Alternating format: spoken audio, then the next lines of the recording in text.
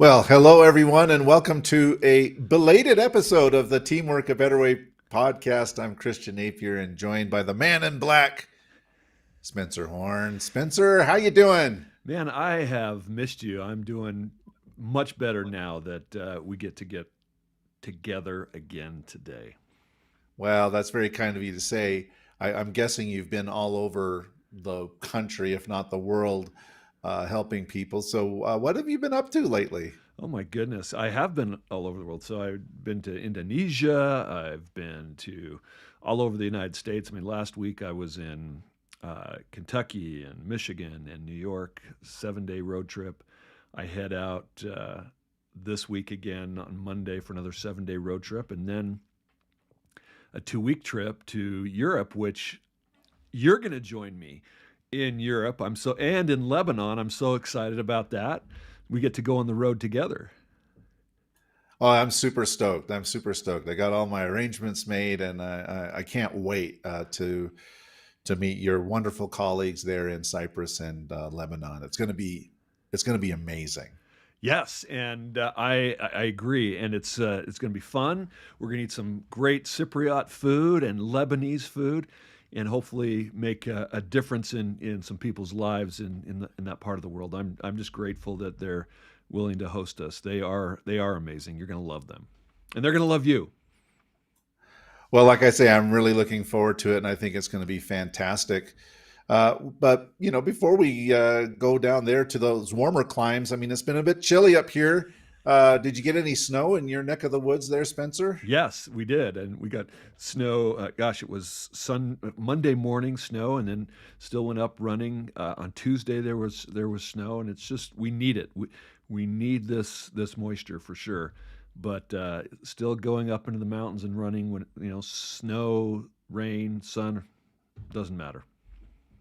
I'm enjoying the view from my home office of the snow, but it's just a dusting here. We didn't get much snow. So, but the change in temperatures, man, it's been really, really chilly. I have to say, waking up in the morning and getting out of bed just a tad more difficult when it's so chilly in the house. But I also too am very, very grateful for the moisture that we've received. Well, we've got so much to talk about today because we haven't talked for a long period of time. Right. But Spencer, before we started broadcasting here, you were telling me about a story of a conference that went a little bit off the rails. I don't know if I'm characterizing that correctly, but why don't you tell me about this experience that you had? Yeah, that's I'm just pulling up the slide. I was at a conference in Syracuse, and it's interesting because this is I talk about some of my successes speaking. This, to me, I don't know if I could characterize it as a success. It was a little frustrating because this was an event that was booked a year and a half ago to happen a year and a half ago. They canceled it because they didn't have any registrations. And so a year and a half later, we were on the books and we had the event. And I trust the event organizers to get the people there and so that they get their money's worth and a lot of people can experience it. 5 people showed up. I think they had 6 registrations and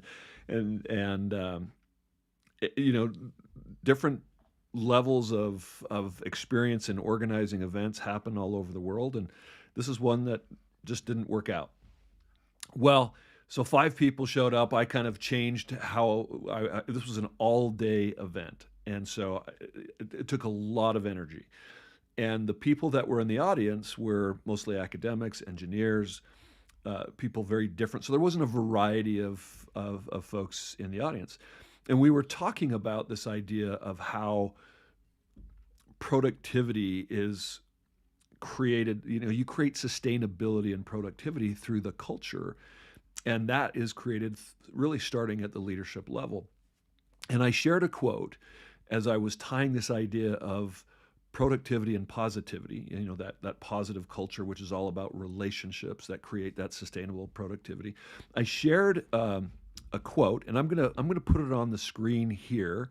So I'm gonna bump you off for just a second so people can see this. And here is this quote regarding to relating to productivity and positivity. And it says, why don't you read it, Christian? Because everyone, hearing my voice for a second, if you don't mind. I'd be happy to. So the slide title is Productivity and Positivity, and the quote is, the fundamental task of leaders is to prime good feeling in those they lead. That occurs when a leader creates resonance, a reservoir of positivity that frees the best in people. At its root, then, the primal job of leadership is emotional.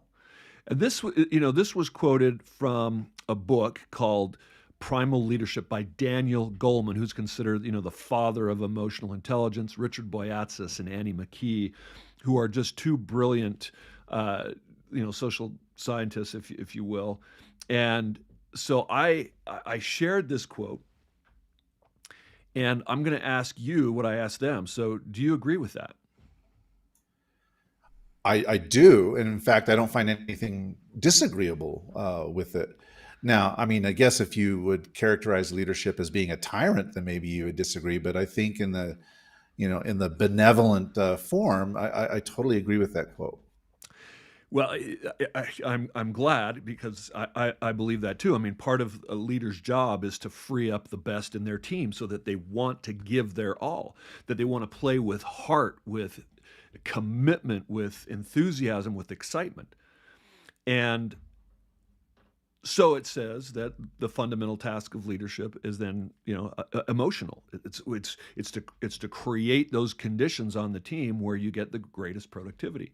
And I asked them of that, and the organizer, who happens to be an engineer for DuPont and also teaches at a local community college, said, "No, I disagree."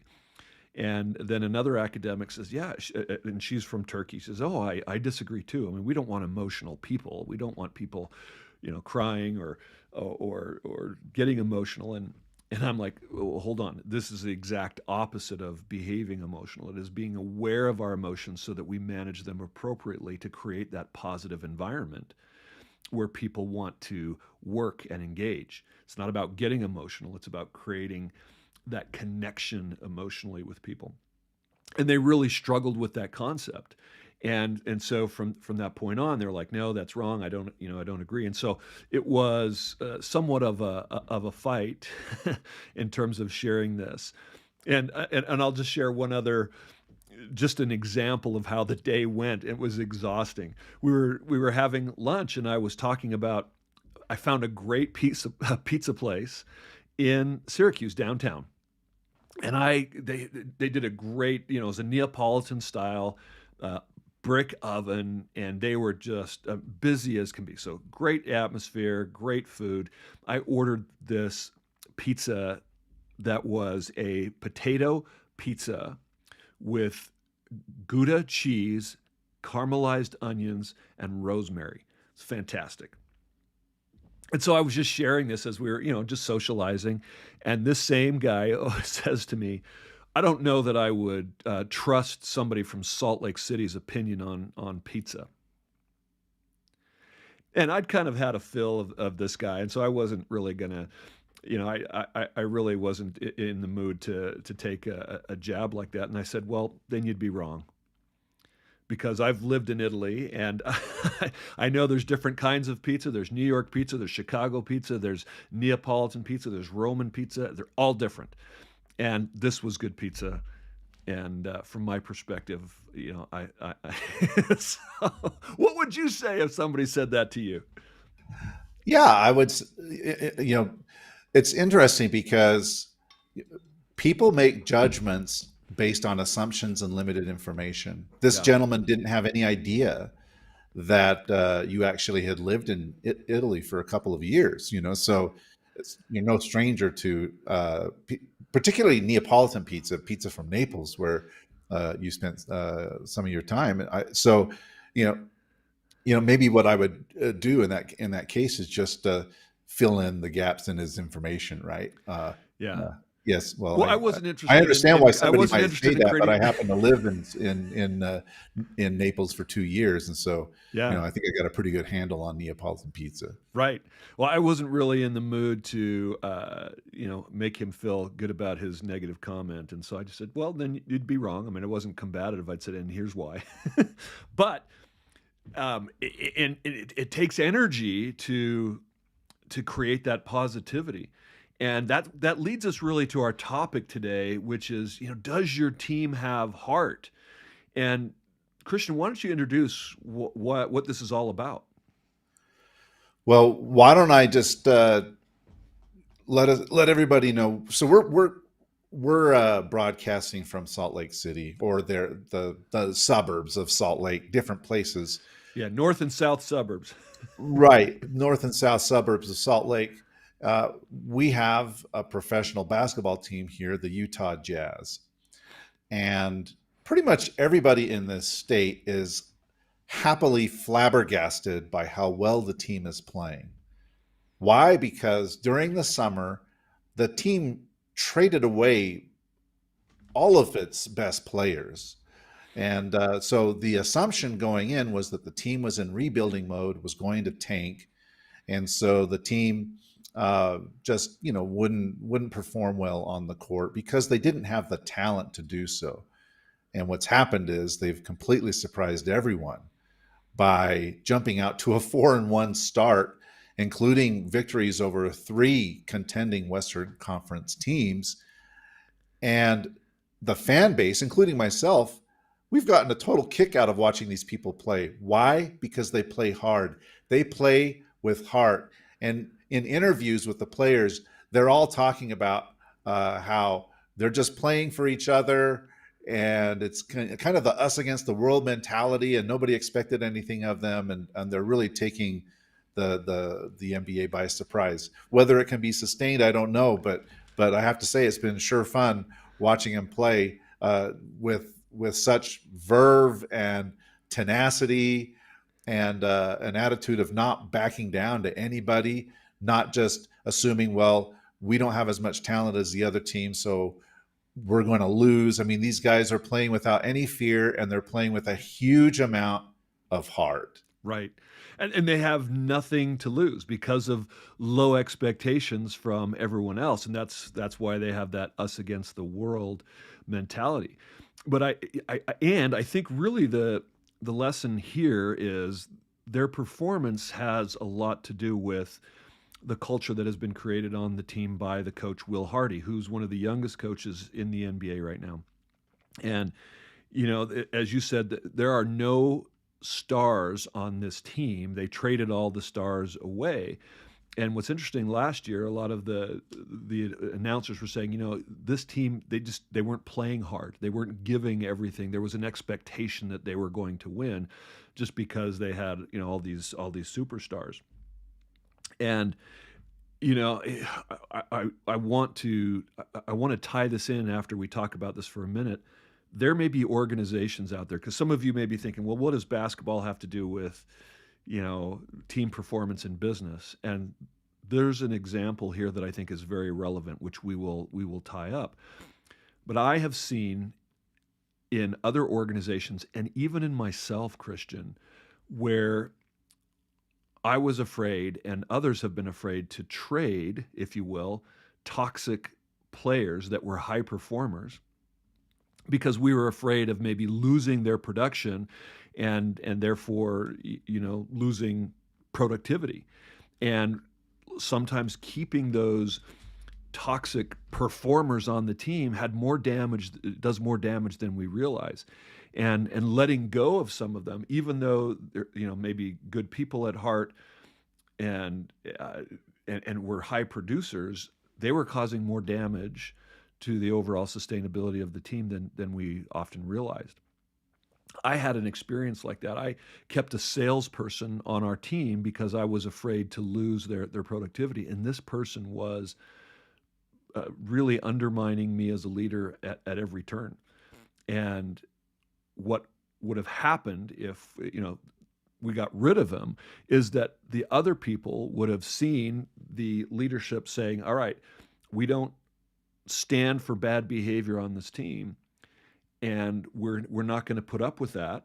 And so we make the change, and then they're like, yes, finally the leadership is taking a stand, and they're going to give more energy and more enthusiasm, more commitment to make up for more than make up for the loss of productivity of that individual. And that's actually what's happening on this Jazz team, is that they're like, hey, we don't care. We are playing for each other, and there's nobody on this team that is taking all the accolades. They're sharing the ball. They don't care who scores, and as a result, productivity.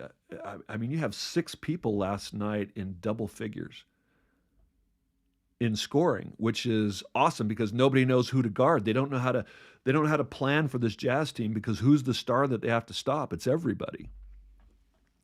Well, to that point, that's not just an anomaly, the 6 players in double figures. I think throughout the season, they've had 5 to 7 players in double figures. Uh, and, it's, I think it's important to note that the Jazz had talented players, and it, it's hard to say. We were not in the locker room, so it's hard to say if well, there was one or more that were particularly quote unquote toxic. Yeah, and I'm not But saying they what were. I'm could just be saying that my situation, that was the case. That's right. But what was the case is that with that lineup, with some minor tweaks, but kind of building around this foundation, they just couldn't get past the second round of the playoffs. Right. And so the coaching staff and that core group of players, they couldn't get past that second round. And then the last year that they were together, they were ousted in the first round of the playoffs. And so the team looked at it and said, well, with this configuration, we've basically hit our ceiling. And if we want to do better, we're going to have to kind of strip this down and start over again, which can be hard, as you mentioned, because they had 2 perennial all-stars on that team. One, a third player, made the all-star team, still with the team. But to say, okay, we're going to production, like you lost your star sales guy, right? It's like we're going to lose all this production. Right. That's a scary thing to do. It's kind of hard to walk off that ledge and jump into the pool without having those all-star life rafts to keep you buoyed up. But they were able to find other people to come in and do it. And so I think there's a lot of lessons that we can take from those. But I'm curious, in your experience, Spencer, you've worked with so many teams throughout the years, been doing this for decades. Uh, have you experienced in the work environment, either yourself or clients that you worked with, where they just had teams that were firing on all cylinders and really playing, quote unquote, with heart? Yeah, it's yes. The answer is yes. And I'm gonna answer that. But before I do that, I'm gonna share a quote from Coach Hardy. He said, "The collection." This was after they had an overtime win versus Minnesota. He says, "The collection, the sum, can be greater than the individual parts if that makes sense. The way they fit together, the way they play together, they're capable of playing winning basketball." And I had a team that I started working with 8 years ago that was having some dysfunction at the executive level, and I started working with them, and we spent time together over several years. I mean, initially in the beginning, there was more time spent with the leaders, coaching and getting them to work at a high level so that they could be uh, really support each other and have that level of um, I don't know. It's more than esprit de corps. It's support for each other and dealing with each other's differences, and all those different departments recognizing that we're all on the same team and playing with more heart. And I remember the CEO at the time says, you've increased overall the revenue of our organization by 30%. Well, this past week, I got a referral from one of those executive members to another company that does the same thing that they do. And I was talking with one of the senior executives, and she says, yes, the individual that referred me to you said that you increased their revenue by 100%. And this is not about me, but what happened was is they started playing together in a way where they're playing for each other, not against each other, which happens a lot of times with high performing or people that have high expectations of their own success, and they started playing together, not worrying about the accolades, and productivity went through the roof. And even so much that the CEO didn't want to give me that much credit, so he never told me. But this person told the person who called me that it was a big impact. And this company today is just doing fabulous. They're doing well as a company. They are continually recruiting and growing, and I'm proud of them and their success. And what's interesting is that this company that they referred, I'm now coaching the CEO and the top executive, and there is real problems with this company, and it comes down to how they are working together as executives and how it's impacting the rest of the team, and it is absolutely significant. So yes, the answer is yes. Wow, it's great when you can take lessons that are very visible, like from a sports environment, but and then you can see how these same principles can apply to organizations. I suspect that it's not easy, Spencer, because uh, in an MBA environment, you have players that are very highly paid Right. that may be looking to their next contracts, and so there might be a tendency to say, the team is going to be lousy anyway. That's the expectation of this team. It's not going to supposed to be good. So So we're just all going to I just play got to for our build own my contract, resume. Yeah. right? That's right. I'm gonna boost my resume here and then I move on. So, when it comes to these teams playing with heart in these organizations, how do they get people to buy into the notion that, you know what, uh, we're all going to be better off if we play for each other and not just play for ourselves, play for our next contract or our next promotion or next job or whatever it is. You always ask the best questions. And I think that is such a good one.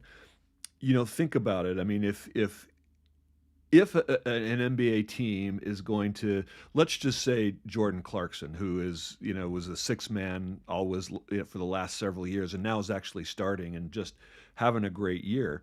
And if there's anybody close to a star on this team, it would be him. And some people say that he's playing for that, maybe that future contract. So just think about this for a second. If you're another team and you are considering maybe doing a trade with the Jazz for a Jordan Clarkson, who are you going to call? Well, you're going to call that team's management. You're going to call the You're going to agent, call the right? You're manager going and to, and and say, hey, because if the Jazz are wanting to trade them, maybe for multiple reasons to get more value for the team, not because they're a bad person, but if this is an individual that is not sincere in the locker room, that is not supporting their team, if they are somebody that is taking all of the spotlight on themselves, it will come out in those discussions. They will know. So part of the strategy of getting your next great opportunity is to give your all here. But you have to want to care, first of all, about the people that you're working with and even management. If you don't care about them, if you feel that they don't care about you, then you're not going to care about them. And so the statement that you read in the beginning, the fundamental task of leaders is to prime good feeling in those that they lead. I want Jordan Clarkson's and every single person on my team to give their all every night. So what am I going to do? As a leader, I'm going to give my all to them. I'm going to put them in a position to succeed. I am going to encourage them when they make a mistake. I'm going to teach them how to make better choices and put them in a position where they can have the best success. And so when they feel that they can trust me as a leader, that I'm not going to sabotage them to tank the team so I can get, maybe better draft choices in the future, then they're going to reciprocate. Don't you think so? I mean, there's this trust that just builds on itself that creates this reciprocation that opens up that reservoir of positivity that then people start buying in and getting excited for, hey, I can trust the coach, and he's telling me to trust my team. I'm going to start with that, and what's going to happen is I'm going to give that trust to my team, and hopefully they're going to reciprocate. But it starts with that leader. And let me give you an example of this team that is struggling right now. The CEO, when I actually talked to the CEO's, first in command, and when I was talking to this individual, they were talking about how the CEO is so controlling, and how they spend so much time every day dealing with the concerns the CEO has in terms of their productivity, their commitment to the team, and how they do the work. And he has such a high demand for their performance that he criticizes everything that they do. Nothing is ever right. Nothing can be, and they spend 3.5 hours a day discussing this leader and the CEO, and this leader is intermediary between the CEO and all the rest of the employees. In their opinion, they're protecting the rest of the employees from this leader who is creating unrealistic expectations and negativity. And as a result, people feel defeated. They feel like no matter what they do, it's never good enough. They're frustrated, they're exhausted, they're tired. And guess what? The CEO is exhausted and tired because not getting the results that he wants from his team. But the problem is he's part of the problem. Now, there's problems with the players on that team as well, but it starts at the top. And it starts with him being able to empower his people and coach them in a way that they respond to instead of demanding or controlling. They just don't know how. They don't know how to be a good coach. They don't know how to free up the best in their people. They feel that just by setting expectations in terms of this is how it's to be done, well, there's no ownership. I mean, if I tell you how to run every single play, I don't use your strengths to maybe put you in a position to get the best shot off, right? And and so what the Jazz coach is doing is he's putting players in the best place that he can for them to be able to score and have the greatest matchups, utilizing their strengths. Well, the CEO needs to do the exact same thing. How do I free up the best? I put them in a position where they can succeed. So a couple of thoughts here. I don't know anything about the situation that you're doing with the team and in the coaching, but just drawing a couple of parallels or analogies, or I don't know, whatever you want to call them, from the Jazz in this short season. Now, it's quite possible that as the season goes on, Oh, for sure. other teams are going to figure them out, and they may not perform as well. But in so two interesting observations based on what you just said. Number one, with Jordan Clarkson, Yeah. the coach asked him to play a different role. You pointed it out. Not only is he starting, but he's also been asked to distribute the ball more, because Jordan Clarkson historically has been the gunner. He's the guy that dribbles Right. around, and he's called the flamethrower for a reason, right? He gets hot and he's just chucking 3-pointers from all over the place and scoring crazy looking baskets. But the coach has asked him to play a different role, and sometimes we might be, as leaders, a little bit reticent to ask our team members to do something that we think is outside of their comfort zone. I remember working on the Rio 2016 Olympic bid, and our CEO asked me to be in charge of all of the guarantees, getting all of the guarantees for the games. This requires working with a lot of government agencies, and I'm not an attorney. I didn't know anything about getting guarantees, but there was a need, and he's like, "Christian, can you go? Can you take this over? Can you make sure That is that an we get awesome all of the assignment for you. guarantees?" That's an awesome assignment for you. Basically, because he trusts your integrity in so many other areas that he knows that you're going to figure it out, and you're going to do everything you could to figure it out. You So, probably did. but I mean, that was a very scary thing for me because I'd Right. never done anything like that before. But you're right. He saw something in me, and he had trust, and he asked me to do something that was outside of my comfort zone. While he could have said, "Well, Christian really he's a project manager, and that's what I'm going to keep him doing. He's good at that, and we'll just let him do that thing." But he asked me to do something But how else, did he and support you? I mean, how did he support you in that assignment? Did he micromanage you? Did he give you freedom? Did he? I mean, how did that interplay happen? And when you had questions, what was that like?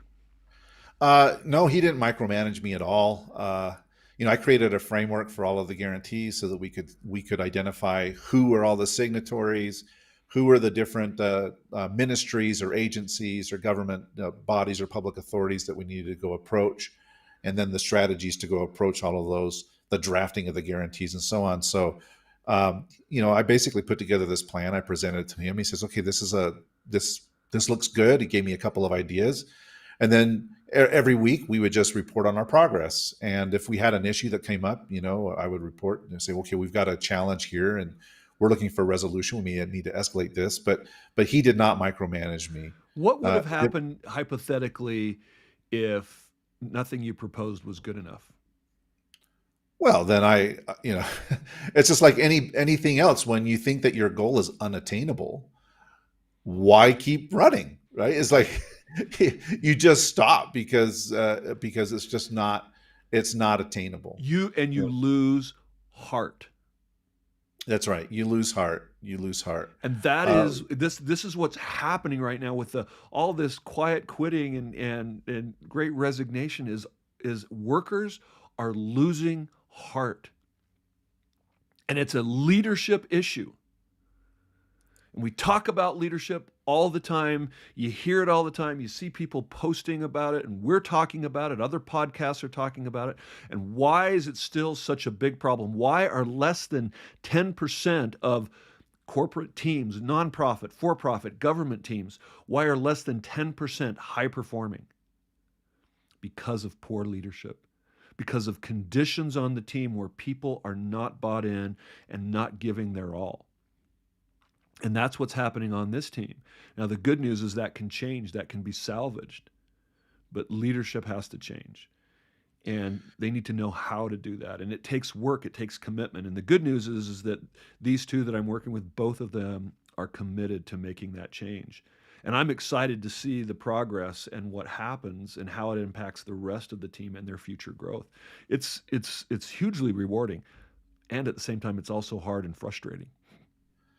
Let me ask you another question, Spencer, and this again draws on the analogy of the Jazz. Yeah, So, so one thing we've seen in this very short season is that the the coach has not really implemented a standard lineup.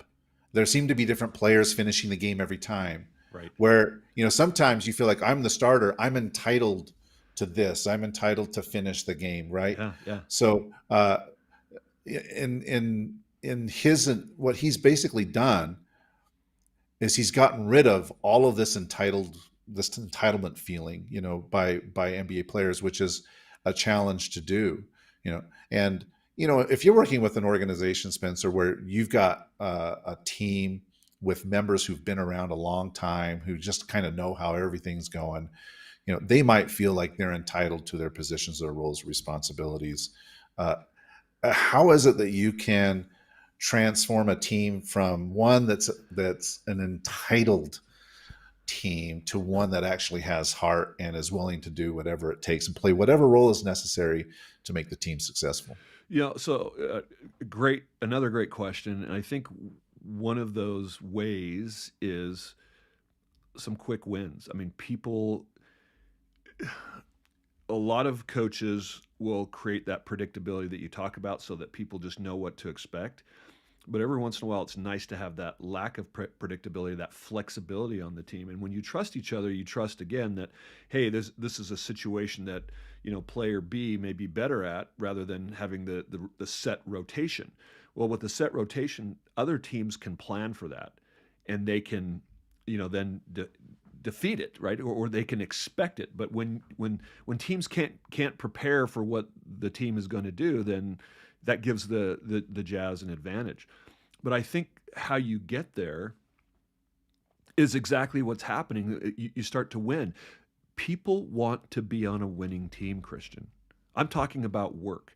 And to be on a winning team, I'm not talking about making all the money in the world. I'm talking about a team that makes a difference in the world. So if you're on a nonprofit organization, that you have an impact on the community, on whatever it is that your mission is focused on. If you're a government agency, you are making people's lives better.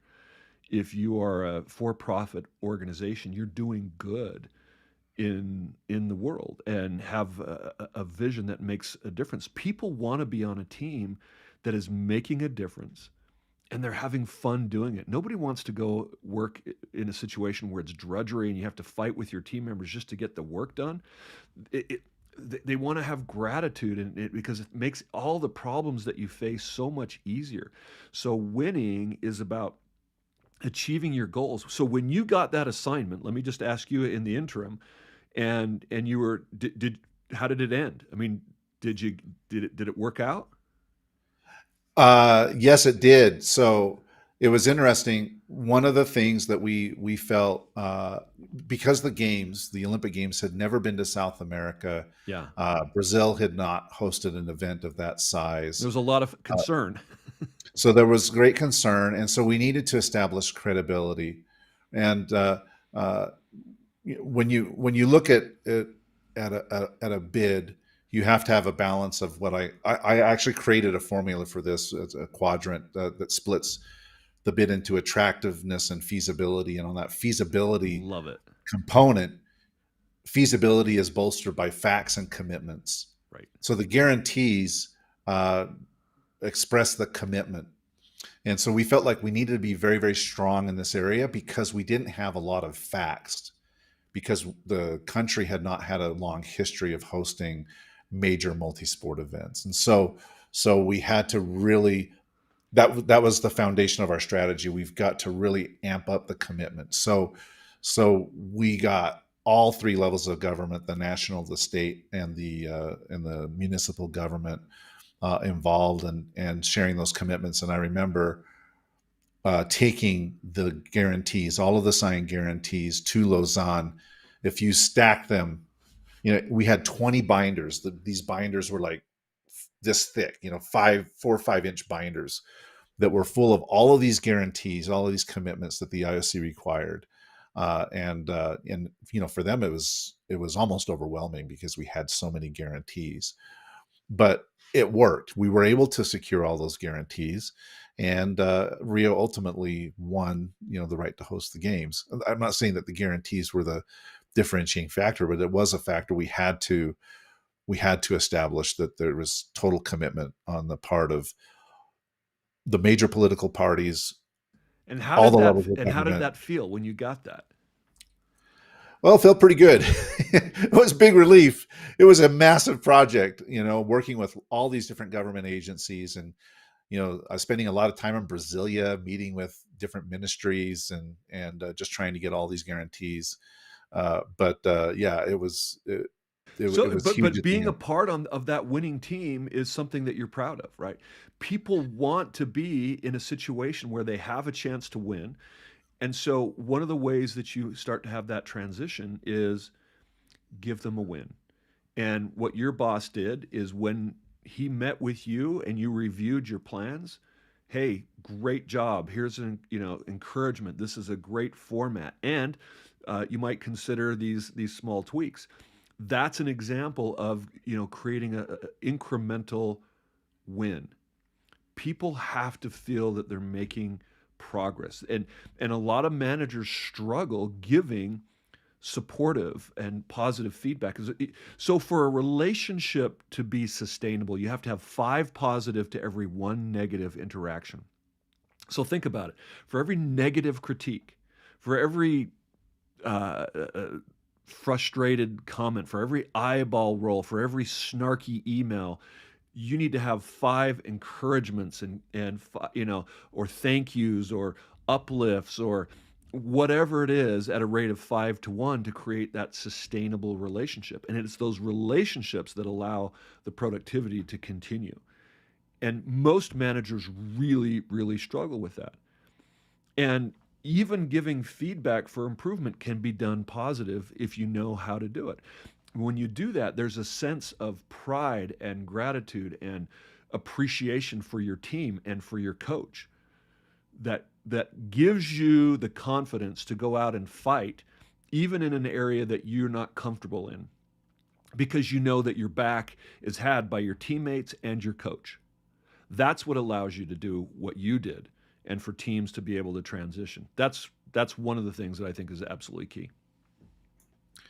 Well, I totally agree. I want to come back to something that you said about vision, and I know that our time is running short here, but uh, I'm going to send you a link after our podcast is over. There's a guy that I've been working with. His name is Mike Savage, and he's an entrepreneurial coach.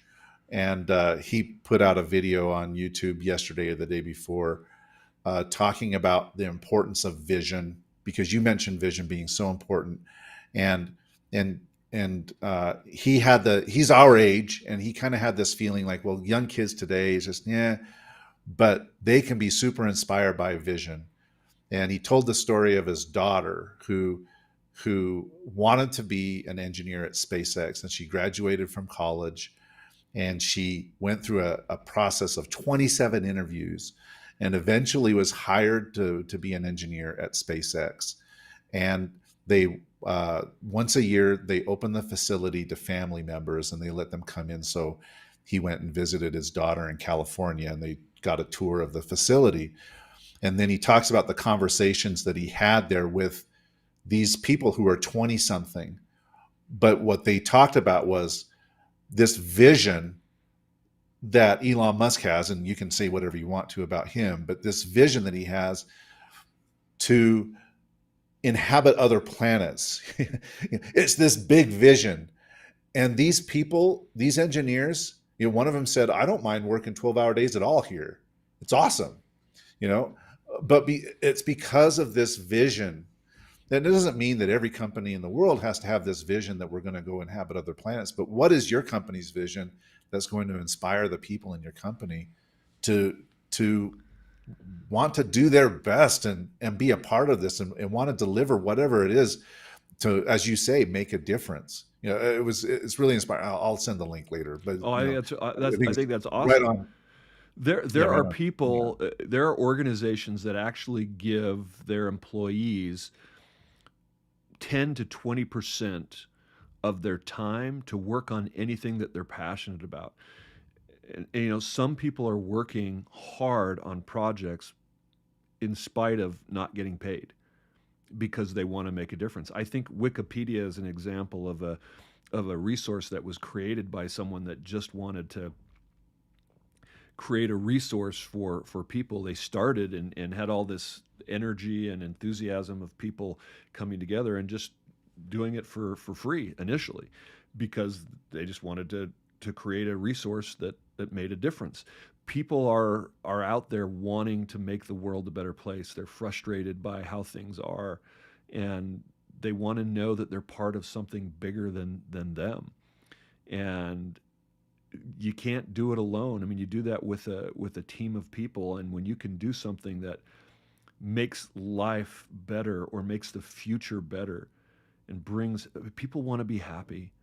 They want good for their children. They want opportunity for their children. They want to make the world a safer and cleaner and more prosperous place. And so if that means you've got to sacrifice a little bit of your time, well, then you know what? People sleep better at night. And so a vision helps create that passion and that commitment and that dedication for people to want to do something. Now, you have to be very careful and not take advantage of that, because people need a good wage, and they need to know that they're able to not worry about expenses. But when people are part of something that's important, they'll voluntarily work harder. Well, what a I feel inspired, Spencer. I'm going to go conquer the world now. But you've helped so many organizations, and you continue to do so, and it's yielding results. So, if there anybody who's listening, if they want to get in touch with you and learn more about how you could help them establish this vision, build great high performing teams, what's the best way for them to reach out and contact you? Reach out to me on LinkedIn, Spencer Horn on LinkedIn. You'll see me. You can go to our website at Altium Leadership. That's Altium leadership.com. You know, there's a country, Ukraine, right now, and other countries fighting for their lives. And Christian, I'm going to be doing a virtual workshop for people, professionals in Ukraine, helping them to find jobs or clients internationally so that they can continue to provide for their families. That's going to be, I believe, on the 29th of November. So hopefully, we can get people to join us and support people in Ukraine. Again, I mean, I want to do things for people too, and that's an example of just being excited to help someone, not for money, but because it's the right thing to do. So hopefully we can get the word out and support people around the world who are struggling to make the world a better place and more peaceful. Well, definitely we'll need to put the link there with the description here in the podcast and stuff, so people can see more, find out more information about that. But I think it's fantastic the work that you're doing, Spencer. So, Hey, and uh, Christian, I want to know how to get a hold of you, because I mean I hear all of your incredible experience, and I'm like, wow, I need more Christian Napier in our organization. How do they reach you? wow, LinkedIn likewise, right? Just look at Christian Napier in LinkedIn, and you'll find me there. And you can also email me, christian@raconto.io. That's rakonto.io, or visit our website, raconto.io. And happy to speak with anybody. Awesome. All right, Spencer. Another fun conversation. I really appreciate you educating us and inspiring us. And listeners, please like and subscribe to our podcast, and we'll catch you again. I don't know exactly when. We've got busy schedules, but we will make time to get another episode in the can here soon. Thank you so much. Thank you.